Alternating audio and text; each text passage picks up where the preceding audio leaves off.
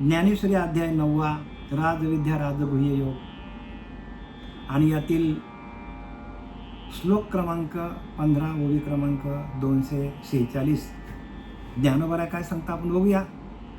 जैसा चेईला तो अर्जुना, जैसा चेईला तो अर्जुना, म्हणे स्वप्नीचे हे विचित्र सेना, मीच झालो होतो ना निद्रावशे.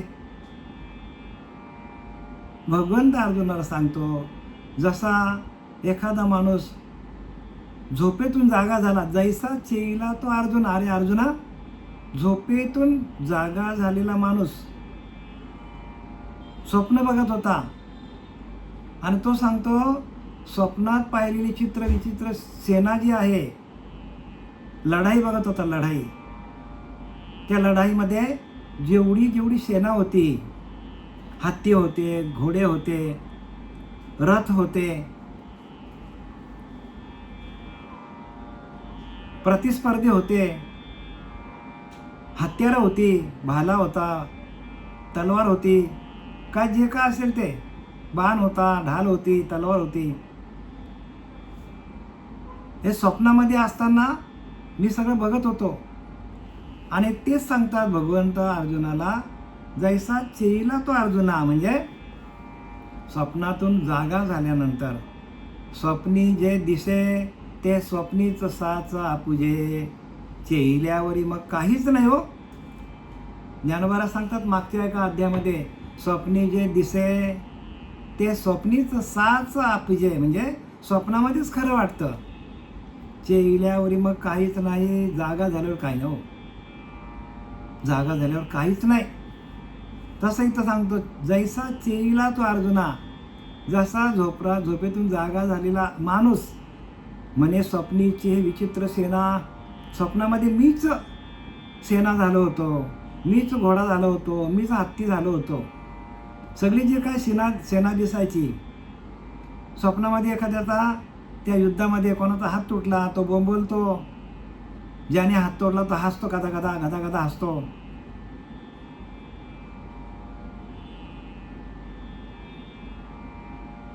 सगळे हत्यारं जे होते ते हत्यारं पण मीच झालतो. स्वप्नीची विचित्र सेना, विचित्र सगळं विचित्र दिसत होतं स्वप्नामध्ये. मीच झालो होतो ना, मीच झालो होतो बघा. तसा प्रत्येक माणूस स्वप्नामध्ये मीच होतो, म्हणजे सगळीकडे तोच होतो. ती सेना, ते सेनादल, ते घोडे, हत्ती, ती सामग्री, सगळा तोच होऊन जातो, एकच असतो झोपेमध्ये. पण त्याला सगळा दिसतो चित्र विचित्र सेना. निद्रावशे म्हणजे काय? निद्रावशे म्हणजे झोपेच्या त्या भरात, झोपेत सगळी सेना मीच झालो होतं म्हणतात. पण चेईला म्हणजे जागा झाल्यावर ते आहे का? जागा झाल्यावर काहीच नाही. सांगायचं काय? ज्ञानोबाने हे सांगायचं की जोपर्यंत आपण झोपेत आहोत, जोपर्यंत आपण अज्ञानात आहोत, तोपर्यंत आपल्याला हे सगळं खरं वाटतं. सगळं बरं का, सगळं जग झोपलेलं आहे. सगळं जग या मायेमध्ये गुरफटलेलं आहे. मायावशे, सगळं मायांनी काय केलेलं आहे? प्रत्येक जीवाला मायाने वशमध्ये घेतलेलं आहे. आणि त्या मायेच्या झोपेमध्ये, अज्ञानाच्या झोपेमध्ये माणूस काय झालेला आहे? झोपलेला अज्ञानामध्ये. त्याला हे सगळं खरं वाटतं, जे दिसतं ते सगळं खरं वाटतं. माझं घर, माझी बायको, माझी मुलं, माझा प्रपंच सगळं खरं वाटतो. का? तर अज्ञान आहे. अज्ञान झोपलंय. अज्ञान निशीच्या अंती बघा, अज्ञानाच्या झोपेमध्ये. पण समर्थ सांगता, अज्ञान निशीच्या अंती सकळांचं एकची प्राप्ती. बघा, एकच प्राप्त सगळ्यांना, एकची असती, द्वितीय नास्ती, हे श्रुतीवचन. एकच परमात्मा आहे, दुसरा काही नाही. एकच परमात्मा सगळीकडे भरलेला आहे, दुसरं काही नाही, असं समर्थ रामदासांनी सांगितलं आहे. अज्ञान निशीच्या अंती सकळांचं एकची प्राप्ती, एकच असते, द्वितीय नास्ती, श्रुतीवचन. असं 4 वेद, 6 शास्त्र, 18 पुराणे हात वर करून सांगतात की भगवंत एकच आहे, त्याच्याशिवाय दुसऱ्या जगामध्ये काहीच नाही. मग आपल्याला हे जे दिसतंय काय? हे दिसतंय सगळं स्वप्न आहे. जे दिसतं ते स्वप्न आहे.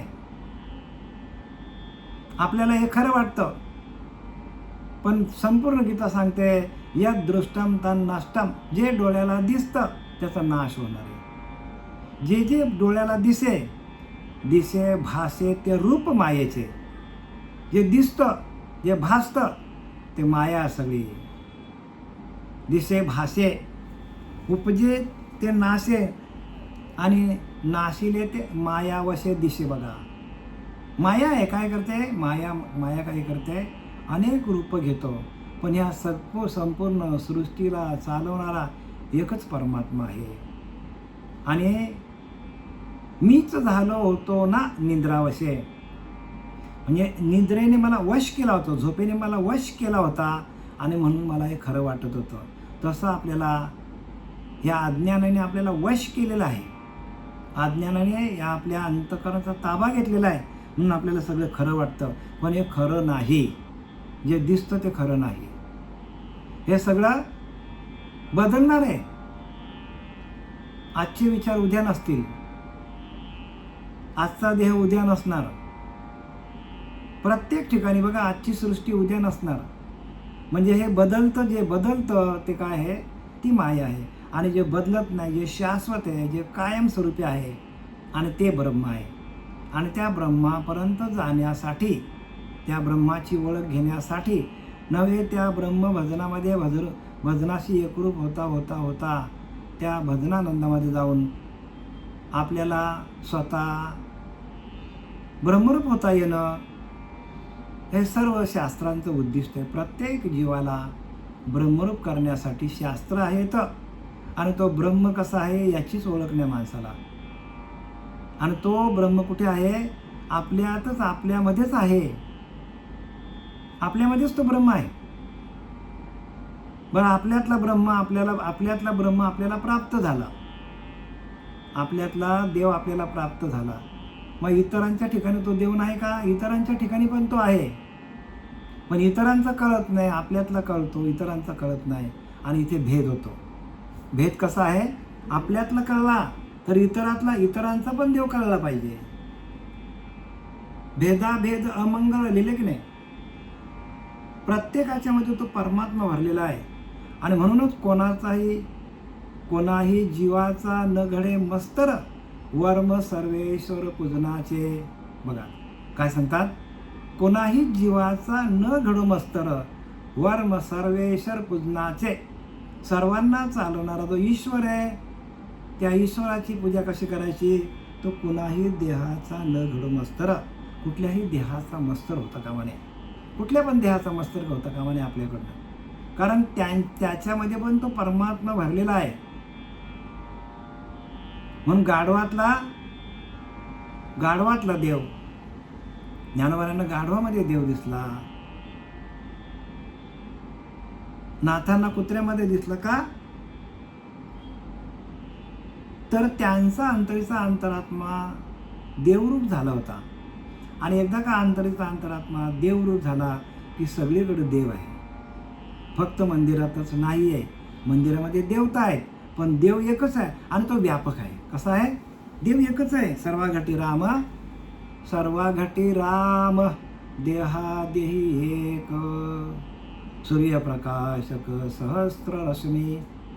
जसा सूर्य एकच आहे, पण तो अनेक किरणांनी माणसाला, प्रत्येकाला काय करतो, प्रत्येकाला जीवदान देतो सूर्य. पण तो आहे एकच, पण अनेक किरणं जरी असली तरी तो सूर्य एकच आहे. तसे अनेक ठिकाणी अनेक शरीरं तयार झाली, माया तयार झाली, संपूर्ण सृष्टी तयार झाली, पण या सृष्टीला चालवणारा जो परमात्मा आहे तो एकच आहे. सर्वाघटी राम देहादेही, एकच आहे परमात्मा एकच आहे, पण तो आपल्याला अनेकत्वाने दिसतो, पण त्याच्यामध्ये एकच आहे. परमात्मा वेगळा नाही. आणि तो कसा आहे, तर तो विचारला कसा आहे तो परमात्मा वेगळा नाही, एकच कसा आहे, तर चैतन्य स्वरूपामध्ये. प्रत्येकाच्या ठिकाणी ते चैतन्य आहे, आणि चैतन्य हाच ईश्वर आहे. आणि म्हणून ज्ञानोबा सांगतात, ज्ञानिया जो म्हणजे तो देवांचा देव जाणीजे. बघा, ज्ञानी माणसाला देवांपेक्षा जास्त महत्त्व दिलं ज्ञानोबांनी, ज्ञानिया जो म्हणजे तो देवांचा देव जाणीजे आणि सुख सर्वस्व माझे चैतन्य तो. काय सांगतात? माझं सगळं सुख आणि माझं सर्वस्व तोच आहे. का? तर तो चैतन्य स्वरूपामध्ये आहे. सुख सर्वस्व माझे चैतन्य तो. चैतन्य हाच परमात्मा आहे. परमात्मा कसा आहे?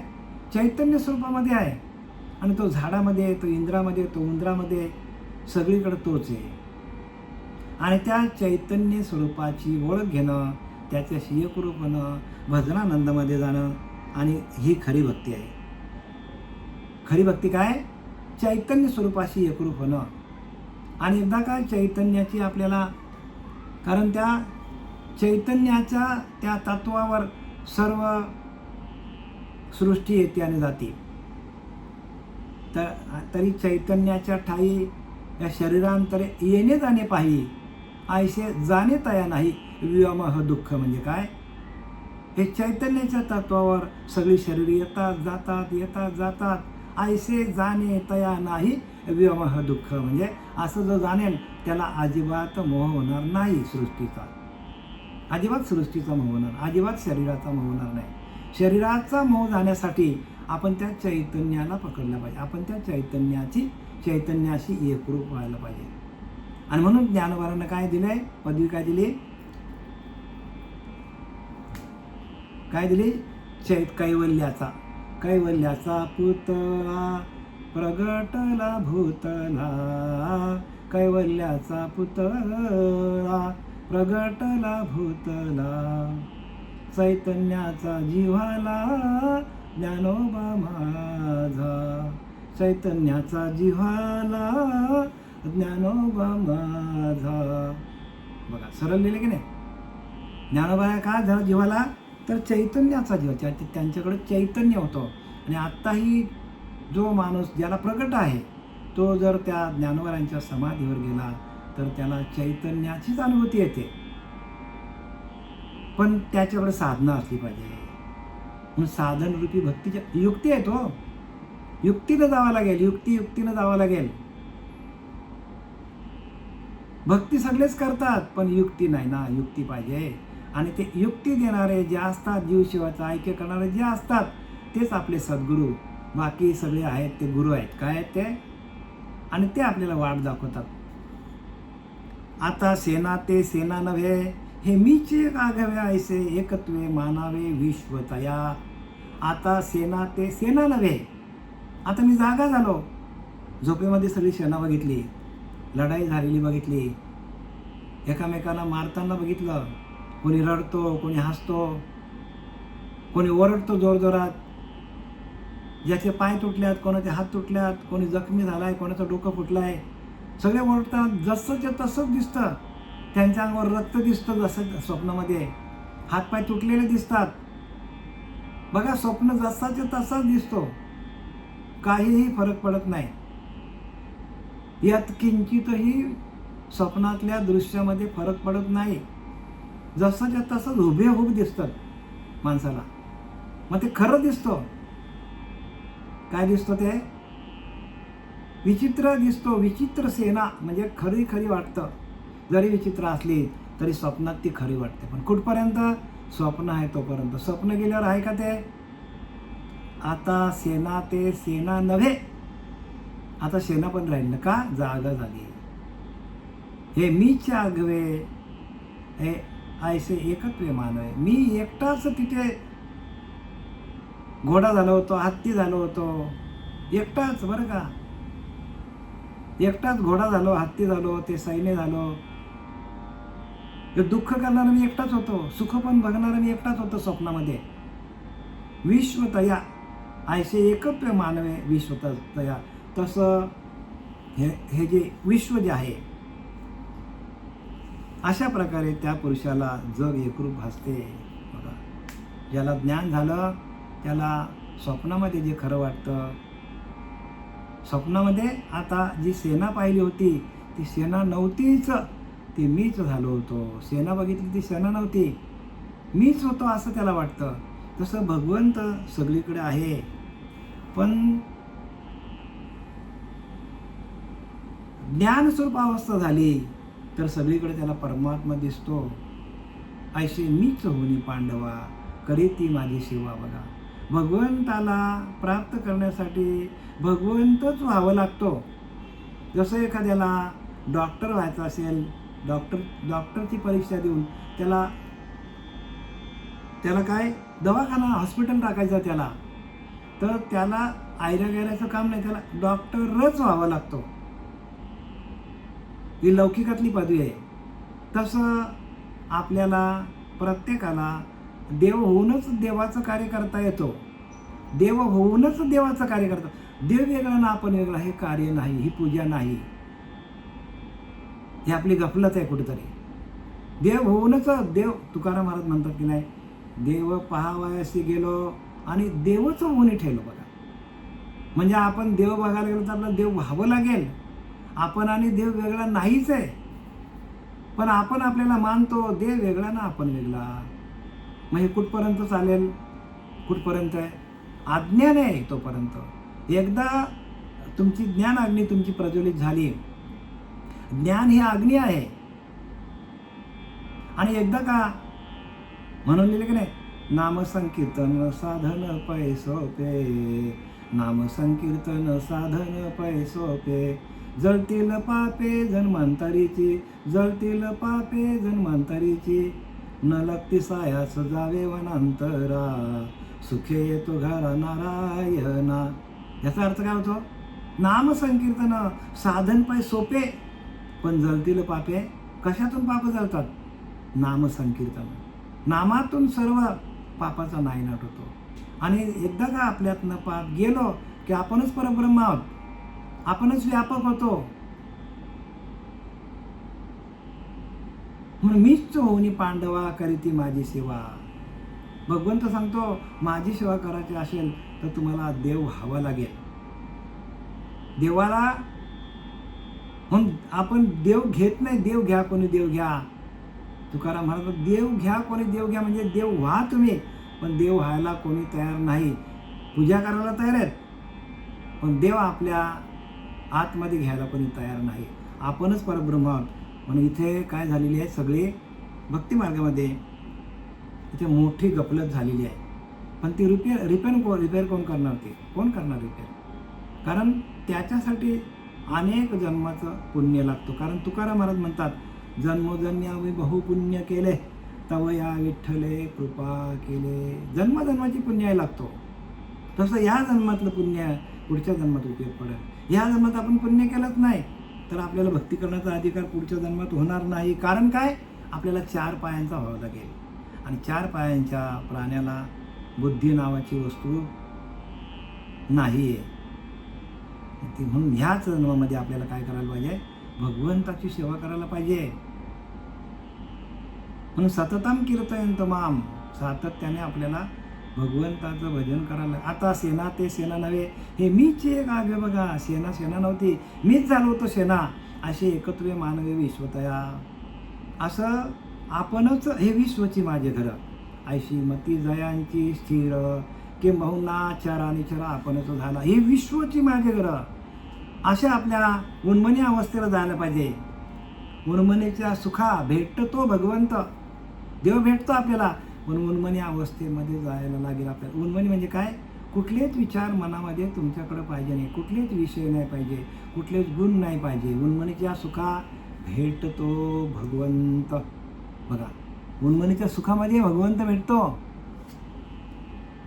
उन्मनीच्या सुखामध्ये भगवंत भेटतो, पण आपण उन्मनी अवस्थेला जायला पाहिजे.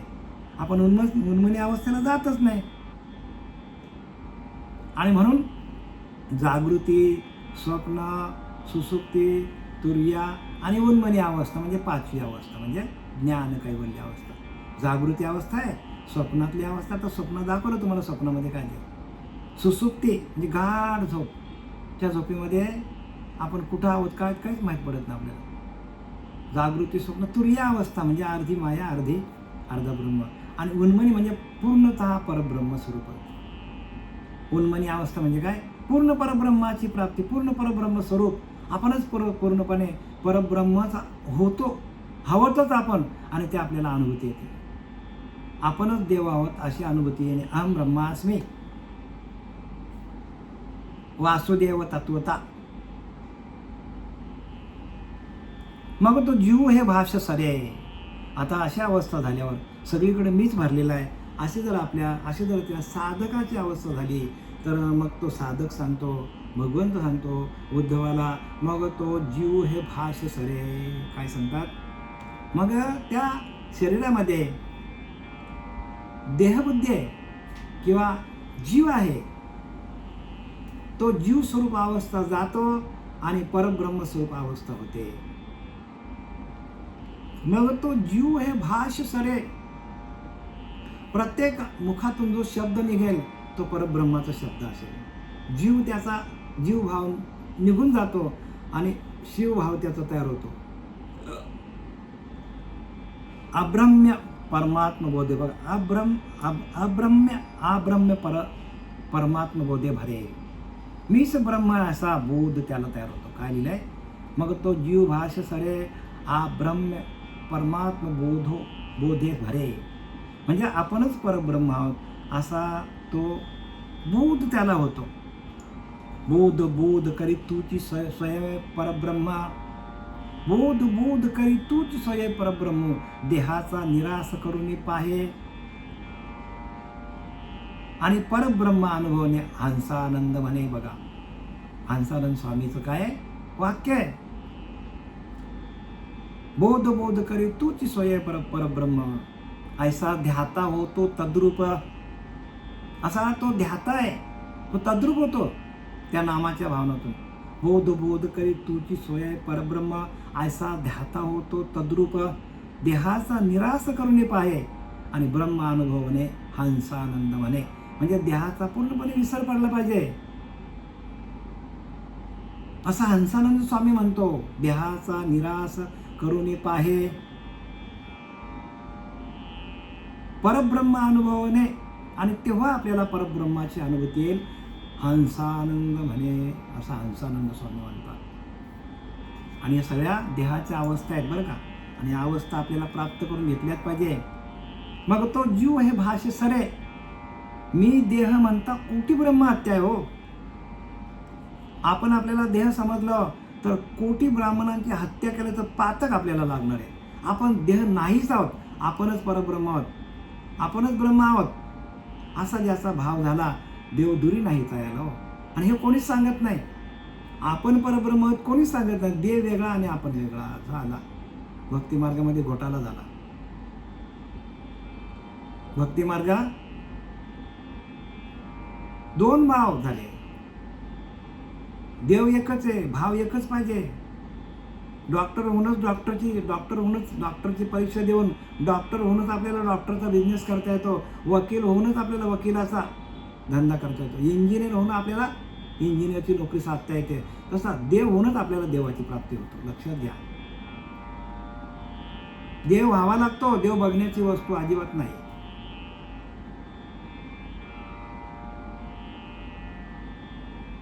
आणि देव होण्यासाठी साधना आहे. देव होण्यासाठी नरदेह दिलेला आहे. आणि त्या देवाचं स्वरूप कसं आहे? सच्चिदानंद स्वरूप. कसं आहे? कसं देवाचं स्वरूप आहे? आपल्याला सच्चिदानंद मनुष्य देहाचे आणि ज्ञाने सच्चिदानंद पदवी घेणे आहे. बघा, आणि ह्याला म्हणतात देवाची पदवी. सच्चिदानंद स्वरूप प्रत्येक माणसाचं स्वरूप हा सच्चिदानंद आहे. पण आपण त्या सच्चिदानंदाला विसरलोय आणि आपण कुठे लागलोय? दुःखाच्या मागे, विषयांच्या मागे, या गुणांच्या मागे, अहंकाराच्या मागे, या प्रपंचाच्या मागे आपण आपलं आयुष्य बरोबर आपण काय केलं? व्यर्थ आपली वाचा शिणू नाही गेली. सगळं आपलं आयुष्य या प्रपंचामध्येच चाललंय. खाणं पिणं झोपणं मजा मारणं बस. पण ज्याच्या सत्याला आपण मजा मारतो त्या सत्तेची आपण ओळख घेत नाही. आणि तिथं आपल्याला काय होतो? तिथं आपल्याला अधोगतीला यावं लागेल. सद्गती कुठे आहे? आपल्याच ठिकाणी. कैसे माझ्या गुन्हे झाले, देश काळा ते विसरले, कीर्तने सुखी झाले आपणपची. आपल्याच कीर्तनामध्ये माणूस सुखी होतो. आपल्याच नामस्मरणामध्ये आपल्याच आत्मदेवाशी एकरूप होऊन माणूस सुखी होतो. कीर्तने सुखी झाले आपणपची. आपल्याच कीर्तनामध्ये आपल्याला सुख मिळतो. आपल्याच आत्मदेवाच्या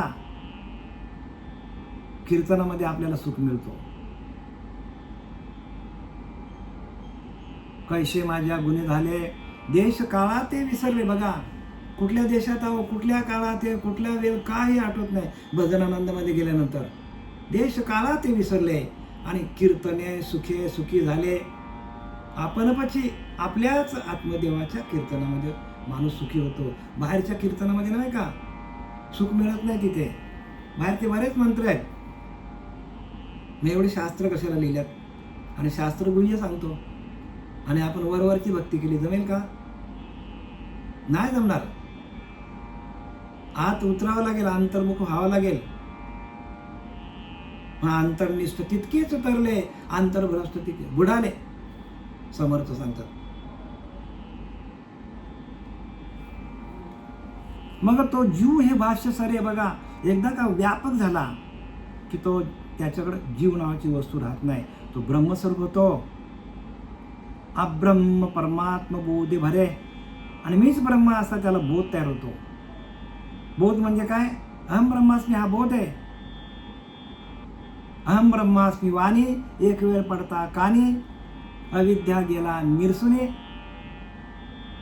बघा काय लिहिले, सगळी त्याची अज्ञान सगळं निघून गेला. अहम ब्रह्मास्मी वाणी, एक वेळ पडता कानी, अहम ब्रह्मास्मी वाणी, एक वेळ पडता कानी, अविद्या निंदा गेली पळून, आणि तो स्वतःच परब्रह्म झाला. बघा, त्या महावाक्याच्या बोधातून आपण काय होतो? आपलीच अवस्था ब्रह्मरूप होतो. तात्काळ जागिन्याला म्हणजे ताबडतोब त्याला जाग येतो. तात्काळ जागिन्याला अहम ब्रह्मास्मी वाणी, एक वेळ पडता कानी, अविद्या निंदा गेली पळून, तात्काळ जागिन्याला त्या स्वरूपाच्या ठिकाणी जागा झाला. तो ताबडतोब जागा होतो. पण आपल्याकडे काय पाहिजे? महावाक्याचा बोध पाहिजे. बोध, महावाक्य पाहिजे. महावाक्याशिवाय हे होत नाही बरं का. महावाक्य म्हणजे काय? आपल्याला दिलेलं नाम. सगळे शास्त्र नामावरच आहेत. नामाशी सोडून एकही शास्त्र नाहीये. पण त्या येड्या गबाल्यांना का कळत नाही? कारण आंधळेची जण आंधळ्याची जण अवघेची आंधळे, सगळेच आंधळे आहेत. कोणाला पण सगळेच आंधळे आहेत. एक संत कृपा झाली आणि इमारत फलाला आली. संतांची कृपा झाली तरच.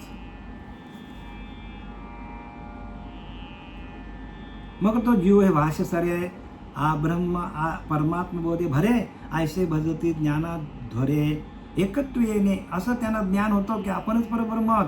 आणि असं त्यांना ज्ञान झाल्यामुळे अशा प्रकारे ज्ञान यज्ञाने ऐक्य पाहून कित्येक मला भसतात. ज्ञान यज्ञ आहे.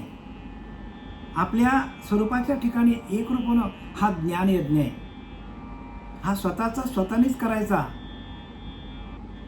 मग शब्द पण त्याचा यज्ञ होणार. शब्द पण यज्ञ बरं का. मग आपण जे जे खाऊ, भगवंतासाठी जे जे आपण खाऊ, भगवंताच्या भजनासाठी लागणारी शक्ती आपल्याला मिळण्यासाठी जर आपण अन्न खाल्लं तर अन्न पण यज्ञ होईल. लक्षात घ्या, आपलं जेवण पण काय आहे? यज्ञच आहे. आपलं शब्द पण यज्ञच आहे. आपलं ज्ञान पण यज्ञच आहे. आता हे यज्ञ कोण सांगेल तुम्हाला? सांगेल का कोणी? सांगा मला तुम्हाला.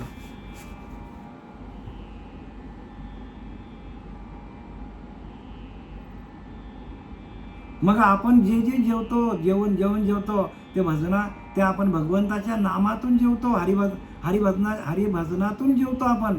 आणि हरिभजनाच्या नामातून, हरीच्या चिंतनातून जेवलेलं जेवण ते भगवंताच्या नामस्मरणाला उपयोगी पडतो. आपलं जेवणच जर भगवंताच्या चिंतनामध्ये नसेल आणि आपण गैरं खाल्लं, जे खायचं नाही ते खाल्लं, तर भगवंताचं भजन होईल का? भगवंतालाच आवडणार नाही ते. बोले हे मला नाही आवडत. मग भगवंत तुम्हाला देईल का दर्शन? भगवंत तुमच्या आतमध्ये येईल का? आपल्याच घरात जर अंधार आहे, आपल्याच घरात जर कचरा आहे, आपल्याच घरात जर घाण आहे, तर भगवंत राहील का? आपल्या लौकिकातल्या घरामध्ये एका कोपऱ्याला घाण पडलेली वास आला, आपण थांबू का तिथे? तसं आपल्या स्वतःच्या ह्या देहरूपी घरामध्ये भगवंताला जर आपल्याला साठवायचं असेल तर आपल्याला साठविला हरी जेही हृदयी मंदिरे, तयांची संपली येर झार बघा. झाला सफल व्यापार. तुकाराम महाराज सांगतो, साठविला हरी जेही हृदयी मंदिरे, ज्याने आपल्या हृदयरूपी मंदिरामध्ये भगवंताला साठवलं, भगवंताला साठवलं, भगवंताला साठवून धरलं, त्यांची संपली येर झार. त्यांना परत जन्माला येणं नाही, मरणं नाही, येणं नाही, मरणं नाही, जन्म मृत्यूच्या चक्रातून ते बाहेर आले. का तर त्यांनी आपल्या हृदयामध्ये भगवंताला साठवला. त्यांची संपली येर झार, झाला सफल व्यापार. या मृत्यूलोकामध्ये येऊन तुकाराम महाराज सांगतात, मी जो व्यापार करायला आलो होतो, जो हरिनामाचा व्यापार करायला आलो होतो, तो हरिनामाचा व्यापार माझा सफल झाला. का तर मी माझ्या हृदयामध्ये, हृदयरूपी मंदिरामध्ये भगवंताला मी साठवला आणि माझं अखंड चिंतन भगवंताचंच चालू आहे. तोच माझा व्यापार आहे आणि तोच प्रत्येक जीवाचा व्यापार तोच आहे. व्यापार तोच बरं का. व्यापार कुठला आहे? मग आपले व्यापार करायचा नाही का? आपले सगळे व्यापार करताना भगवंताचं नामस्मरण आलं पाहिजे. सगळा उठताना, खाताना, पिताना, झोपताना, अगदी स्वयंपाक करताना, पाणी पिताना, खाताना, झोपताना, उद्योगधंदा करताना, सगळं करताना भगवंताचं नामस्मरण आपल्या आतमध्ये आपल्याला सातत्याने घेता यायला पाहिजे. आणि तरच झाला सफल व्यापार. हरी आला हाता मग काय भाई चिंता. बघा तुकाराम महाराज सांगतात, तो हरी माझ्या हातात आला, आता मला कसली चिंता नाही, काय भाई चिंता. तुका म्हणे हरी काही उरण देऊरी. बघा एकदा का तो परमात्मा, एकदा तो पांडुरंग परमात्मा तुमच्या हृदयाच्या आतमध्ये आला की तुम्हाला कुठली चिंता करायची गरज नाही. तुका म्हणे हरी काही उरण देऊरी. बघा अगदी तुमची लाज, भय, शंका दुरावला मान सगळा त्यांचा निघून जातो. मग माणसाला कुठल्याच प्रकारची शंका राहत नाही. शंका कुठपर्यंत आहे? जोपर्यंत शंखासूर आपल्या आतमध्ये आहे तोपर्यंत आपल्याला भगवंताची प्राप्ती नाही. शंका हाच आपला काय आहे? शंका हाच आपला काय आहे? राक्षस आहे. आपण भक्तीवर शंका घेतो. असं कुठं असतं का? असं कुठं नाम असतो का? असं मटण मच्छी आपण खाऊन ज्ञानाची प्राप्ती होत नाही असं कुठं असतो का? ही किती मोठी शंका आहे. शंका हीच आहे, तोच शंकासूर आहे तुमचा की तुम्ही नॉनव्हेज खाल्लं की तुम्हाला परमात्म्याची प्राप्ती होणार नाही. आम्ही तुम्हाला लिहून देतोय. कारण आपलं अंतःकरण मलिन होतो. मलिन तुम्हाला मी आत्ता उदाहरण दिलं. आपल्याच या लौकिकाच्या घरामध्ये एका कोपऱ्याला घाण पडलेली आहे. आपण तिथं बसू का? पाहुणे येऊन बसतील का? पाहुणे उठून पळून जातील. शी म्हणते का यांच्या घरातलं घाण आहे, बाहेर पळून जातील. तसं देव आपल्या आतमध्ये येणार नाही, लक्षात घ्या. आपण जर आहारामध्ये जर शुद्धता आणली नाही तर देव कदापि भेटणार नाही, कदापि. आणि ज्यांना असं वाटतं की आपल्याला तो परमात्मा भेटेल मटण मच्छी खाऊन, म्हणजे आहार तामसी आहार खाऊन त्यांना वाटतं देव भेटेल, तर हे कदापि शक्य नाही. बरं का, लिहून घ्या, हे कदापि शक्य नाही. आणि हा आपला भ्रम झालेला आहे. म्हणून जेणे भ्रांतीपासून हिरतले गुरुवाक्य म्हणत होतले. सद्गुरू काय करतात? सगळ्या प्रकारचे भ्रांती घालून टाकतात. कशातून? गुरुवाक्य म्हणत होतले. तुम्हाला जो वाक्य दिलेलं आहे, महावाक्य दिलेलं आहे, त्याच्यातून तुमचं मन धुवून काढा. तुमचं मन धुतलं तरच परमात्म्याची प्राप्ती आहे. जर ते मन धुतलं गेलं नाही तर परमात्म्याची प्राप्ती कदापि होणार नाही. कदापि लिहून घ्या.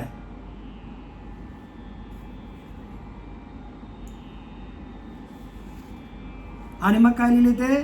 अशा प्रकारे ज्ञान यज्ञाने ऐक्य पाहून कित्येक मला भसतात.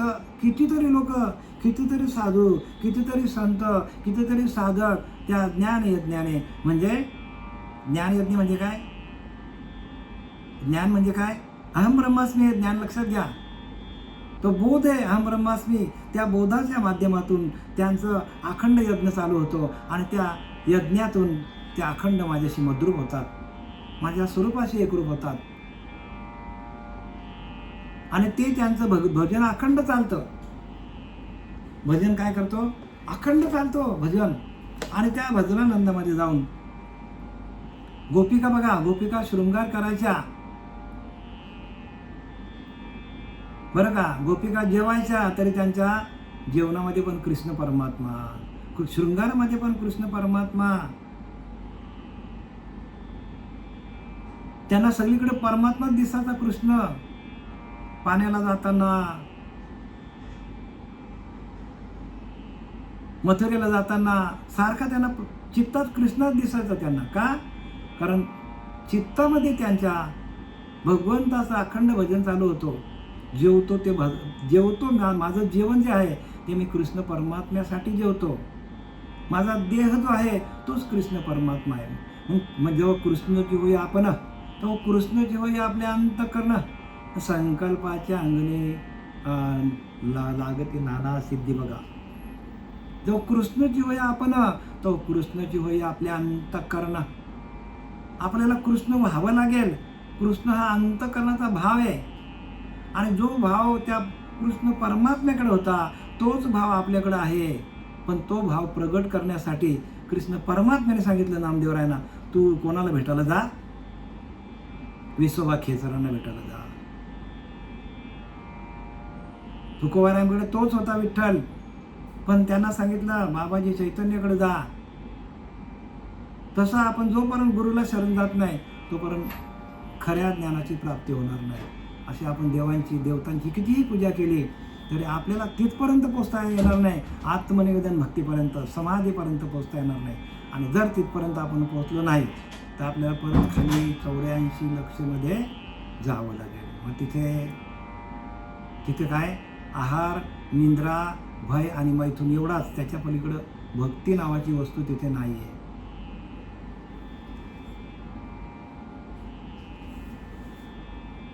ज्ञान यज्ञान ऐक्य पाहून कित्येक मला भसतात. म्हणजे त्या ज्ञानाग्नी संपर्के कडशिले विवेके पद आले परिपाके आमोदेशी. म्हणजे एकदा दुधाचं तूप झालं की परत काय होतो? परत दूध होत नाही. तसं एकदा भगवंती मिळाला तो भगवंतच झाला, अशी ती प्रक्रिया आहे. आणि त्या प्रक्रियेच्या माध्यमातून भगवंताशी एकरूप होता येतो. आणि एकदा का भगवंताशी एकरूप झालो तर आपण देव होतो. आणि एकदा देव झालो की परत आपण राक्षस होऊ शकत नाही. एकदा देव झालो की परत आपल्याला परत जन्माला येणं नाही. आता येणं जाणं खुंटलं. जन्माला येणं आणि मरणं हे संपूर्ण खुंटून जातो. अथवा अनादि हे अनेक, जे अनासारिखे एकाएक आणि नामरूपाधिक तेही विषम. अथवा अनादि हे अनेक. आता आपल्याला ज्ञान यज्ञ कळाला, आपण परब्रह्म ते आपल्याला कळालं की नाही. आणि आपला अखंड भजन चालू झाला. आपण परब्रह्म आहोत. पण जे जे आपल्याला दिसते, जे भेटलं भूत ते माने जे भगवंत लिहिले की नाही. मग जे दिसतात, सगळीकडे दिसतात जे जीव, त्यांच्यामध्ये पण परमात्मा आहे असाही भाव आपल्याला तयार व्हायला पाहिजे. नाही तर आपण त्यांचा तिरस्कार करू. मी देव झालो म्हणून काय झालं? आपण देव झालो, एकदा आपण ब्रह्मस्वरूप झालो, मग आपण या देवतांच्या पूजा करायच्या नाही का? करायच्या ना. त्यांच्यामध्ये पण परमात्मा आहे, त्याच्यामध्ये पण परमात्मा आहे. आणि तो परमात्मा दाखवण्यासाठी आपल्याला परत मागे यावं लागेल. त्याला काय म्हणतात? कैवल्याची अवस्था, म्हणजे ज्ञानाची अवस्था. आणि ते ज्ञान झालेलं आपल्याला ज्ञान लोकांपर्यंत पोहोचवण्यासाठी आपल्याला ही मूर्तीपूजा करावी लागेल. आपल्याला पण काय करावं लागेल? मूर्तीपूजा करावी लागेल आपल्याला. त्याला म्हणतात उत्तरोत्तर भक्ती, म्हणजे ज्ञानोत्तर भक्ती. काय म्हणतात त्याला? ज्ञान झालं तरी पण बाकीच्या लोकांना घडवण्यासाठी आपल्याला मूर्त्यांची पूजा परत करावी लागेल. म्हणजे मूर्तीपूजा करायची नाही का? प्रत्येकाने करावी लागेल. कारण नातुडे मुख्य परमात्मा म्हणून करावे लागे प्रतिमा. तैसे माया योगे महिमा वर्णीन सद्गुरूंचा. नातुडे मुख्य परमात्मा म्हणून करावी लागे प्रतिमा. आपल्याला परमात्मा दिसत नाही, भासत नाही आणि त्याची अनुभूती नसते. आणि त्याच्यासाठी आपल्याला हे करावं लागतं. ज्ञान यज्ञ आपल्याला झाला. पण आता हाच यज्ञ इतरांच्या ठिकाणी पण चालू आहे.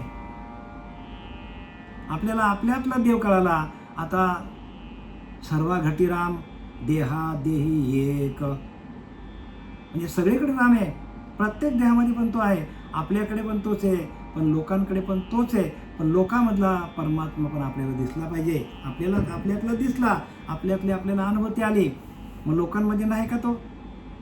सगळीकडे तोच परमात्मा भरलेला आहे. मग त्याला आपण जर बघितलं नाही तर आपल्याला लौकिकामध्ये जीवन जगणं कठीण होईल.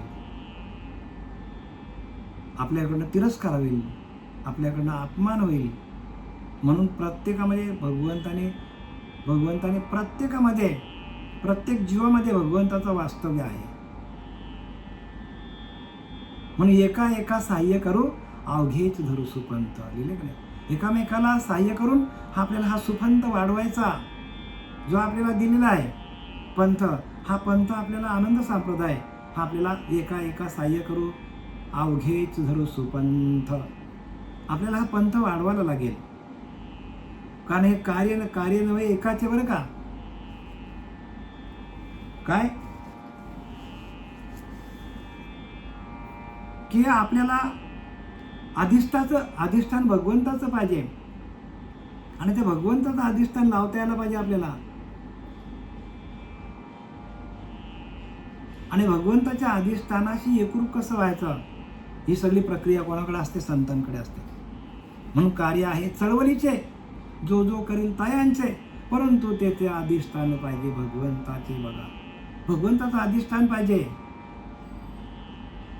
कार्य आहे चळवळीचे, जो करील तयांचे, परंतु तेथे भगवंताचे अधिष्ठान पाहिजे. म्हणजे अधिष्ठान आपल्याला, जो काय आपल्या आतमध्ये अधिष्ठान आपल्याला आहे तो दाखवणारा श्री गुरु जोपर्यंत आपल्या जीवनात येत नाही तोपर्यंत खऱ्या भक्तीची सुरुवात होत नाही. आपलं अधिष्ठान आपल्या आतमध्ये आणि आपण त्याला कुठे शोधतो? बाहेर. पण जो आतला अधिष्ठान दाखवणारा गुरु आहे तो आपला खरा गुरु आहे. आपला अधिष्ठान, आपला अंतरात्मा हाच आपला अधिष्ठान आहे. आणि त्याच्याशी एकरूप कसं व्हायचं, त्याला प्रगट कसं करायचं, ही भक्ती आहे. ही खरी भक्ती आहे. म्हणजे आपल्या आत्मस्वरूपाशी एकरूप कसं व्हायचं आपण, हे सांगणारे जे गुरु असतात ते आपले सच्चिदानंद सद्गुरू श्रीपाद बाबा, रामदास बाबा, नारायण बाबा, नाना बाबा, पांडुरंग देवीकर बाबा यांनी आपल्याला अधिष्ठान दाखवलं. म्हणून खरा देव तो अंतरी चोरला असे आणि सद्गुरू विन तो सर्वताही न दिसे.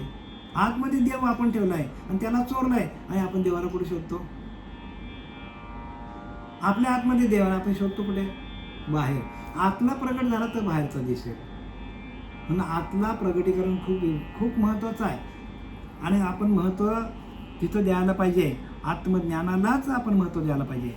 आत्मज्ञानाविना पार्था सर्व कर्म निरर्थकम लिहिले. अथवा अनादि हे अनेक, जे अनासारखे एकाएक आणि नामरूपाधिक तेही विषम. कित्येक अनादि असलेल्या विश्वामध्ये एकासारखे दुसरे परंतु भिन्न त्यांची नावे व रूपे ही निरनिराळी आहेत. आता ही भक्ती नंबर 1 आपली संपुष्टात आली. अहम ब्रह्मास्मी इथं लिहिले की नाही बघा. ज्ञानयज्ञेन चापिन्ये यजंतो मामुपासते एकत्वेन पृथक्त्वेन बहुधा विश्वतोमुखे. म्हणजे भगवंत एकत्वेन म्हणजे आपण एक आहोत, भगवंताने आपण एकच आहोत, ही भक्ती आहे. आणि पृथक्त्वेन म्हणजे भगवंत जसा सूर्य अनेक घटामध्ये दिसतो प्रत्येक घटामध्ये, तसा प्रत्येक घटामध्ये तो परमात्मा भरलेला आहे. त्याची पण आपल्याला ओळख करून घ्यावी लागेल. आणि तो प्रत्येक घटामध्ये कसा बसलेला आहे याच्यासाठी पुढच्या ओळी आहेत. आणि विश्व तो मुखे, आणि विश्वामध्ये तो व्यापकतेने कसा भरलेला आहे ह्याचे आपल्याला ज्ञानोबा विवरण करणार आहेत.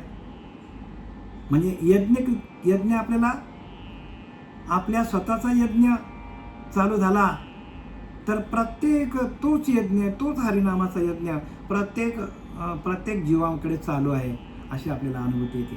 आणि तो यज्ञ प्रत्येक जीवाकडे चालू आहे तर तो विश्व व्यापकतेमध्ये पण आपल्याला त्या यज्ञाची, त्या ज्ञान यज्ञाची आपल्याला अनुभूती येते. ज्ञान यज्ञाची अनुभूती आपल्याला, ज्ञान यज्ञाची आपल्याला अनुभव येतो प्रत्यक्ष. म्हणून अनुभव आले ते जगा देत असे तुकोबारा म्हणतात की नाही, अनुभव आला आम्हाला आणि ते आम्ही जगाला सांगत सुटलंय. आणि आपल्यालाही तेच करायचं. काय करायचं? अनुभव आले ते जगा देत असे. म्हणून संतांची या पायी हा माझा विश्वास. सर्व भावे काय झालं, सर्व भावांनी मी त्यांना शरण गेलो संतांना. आपण संतांना शरण गेलो तरच आपल्याला हे ज्ञान कळेल. संताविन प्राप्ती नाही असे वेद देत अशी ग्वाही. वेद पण सांगतात की संतांना शरण जा आणि संत ओळखता यायला पाहिजे. संत ओळखता आले नाही आणि आपण कोणाला तरी संत समजत बसलो तर आपलं आयुष्य निघून जाईल. म्हणून संताविन प्राप्ती नाही असे वेद दे तसे ग्वाही. तेची संत ज्यांचा हेत विठ्ठले नेणती काय टाणाटोना नामस्मरण वाचून. तेची संत जे आपला अखंड विठ्ठलाचं भजन चालू आहे आतमध्ये, त्या विठ्ठलाच्या भजनाला आपल्याला लावणारे असतात तेच संत आहेत. आणि ते आपल्याला काय टाणाटोना शिकवत नाही. फक्त तुमच्यामध्ये आतमध्ये असलेला तो विठ्ठल, तो परमात्मा, तो पांडुरंग परमात्मा, त्याचं भजन कसं करायचं हे सांगणारे आणि त्याच्याशी एकरूप कसं व्हायचं, स्वरूप साक्षात्कार कसं करून घ्यायचं, स्वरूपाशी एकरूप कसं व्हायचं, स्वरूपाचं भजन कसं करायचं, स्वरूपानंदामध्ये कसं जायचं हे सांगणारे असतात ते संत असतात. झालेली सेवा आपले सच्चिदानंद सद्गुरू श्रीपाद बाबा, रामदास बाबा, नारायण बाबा, नाना बाबा, पांडुरंग दिवेकर बाबा यांच्या चरणी मी समर्पित करत आहे. कुंडलिकावर हरी